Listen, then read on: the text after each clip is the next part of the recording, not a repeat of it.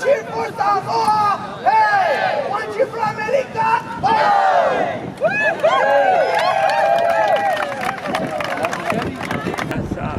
Ngā sui mako, e koe kakusa. Pea koe o mako i Amalika, ia, e whia koe sau i Samoa. Whapinga. E ngofu au i Hawaii. Lona wenga Hawaii wa kai kakusa lava ma Samoa. Whapinga le wenga o le mea ngā e ngofu mau i Hawaii. Ia, Hawaii o le vāle o Samoa ma Amalika. Ia, e mawhaunga asi mai so se kausanga so se aso e mawhaunga asi mai i Samoa. Ia, o lau to lua, oi, o ngala ki au kaunga wha o ngala ti. O le pule. E ke loa, e le masangi au male ti, o masangi male kā, lo na winga sa ngofo aku masa ainga. Ia, e le wha o ngala ti le ainga, male ngu, ia, o wha o ngala kā. Ai, whapenga o misi Peace Corp fo, e alofa kele ma lako ainga, alofa kele au ma lo ngu. Alo ngugu o Saleapanga le pai laka le ngugu lea o le paramia. Ia, ma sa mangea le ngugu ngā, ia, ma lo ainga.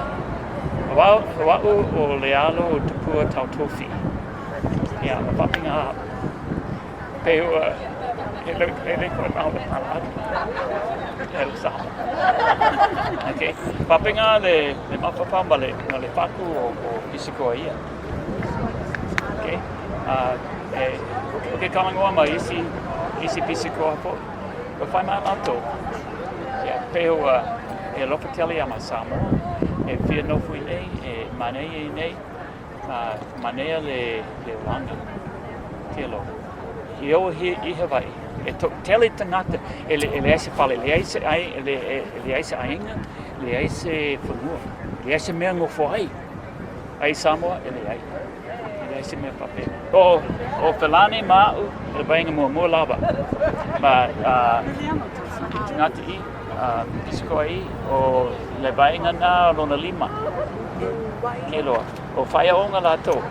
O Felani mau ma le bainga mua sa whangalawenga mako ma le ofisa soifua ma Lorowina.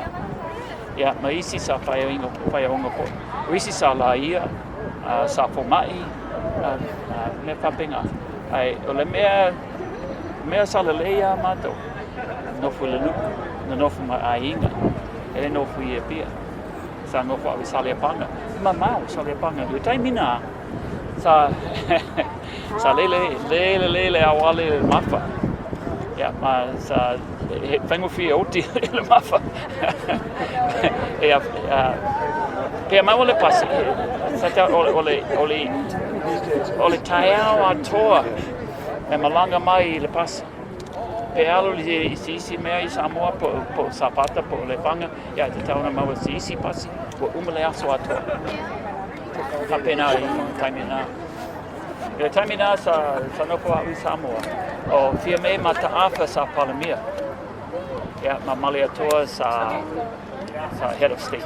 Sa whaise mato training i Hawaii, i le motu nā o Molokai, se tamai motu i Hawaii. Sa whai mo le tolu māsina, sa ao mato le wha Samoa, ma le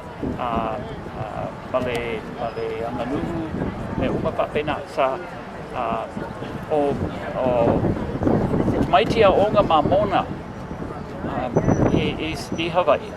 Sa whaia onga ia mātou. Ai, e te loa, na whai mai lato, e te tau o na whaonga le ti. Ai, na le aloa mako i eise kā. Pape ngā sa whanga kā ngā o mai mato i ngehi Samoa. Ia, sa whalongo i le kā oka. Ulala mea ngā, ulala ka ngā. I le masangi mako ma le mea ngā. Ia, i le kaiminga sa aru i le ngu. Ta gofu ma le ainga, ia. Mua sa whaonga le ti. Ia, salo le tolu po le whamasina, sa kup le ti. Uma ngā le ti, sa whaonga le kā. Asa ko fua ia sa asi Saleapanga, sa toi whatau ma le ainga. Tasi a le mea ua whanua i ai. Tasi le tangata le ua toi ma le taimi sa nofo au i le nu. o le to'olua o le tausi o le uso o lo tama Samoa. Pau ia ua toi, misalo e maua le iwa sepulu lima tausanga. Ia ua silo matua lava. Ai sa fia tele ia ia tia. E te loa, o tangata uma sa ngofu le nugu le taimina e masane le leilato ma ia tia. E manatua. Ua tea le lima sepulu tausanga ai ua e manatua pea ia tia. E isi matai o le swafa o Swani. Sa fia fatau ia ia tia. E whame, oi, ua laititi oi. Whawhea e loa oi ia tia. E manatua oi ia tia. Whame i oi, lona wena sa whaia oi ia tia. O oi le tamai titi le sa tui le laka le awala. Ana whai mai pe aro le pasi na ngofu au le pasi wa whai mai talo fa pinati talo fa e ke te loa o loa o pinati e tamaiti e whai mai pinati o pina wai loa ia ana whai mai i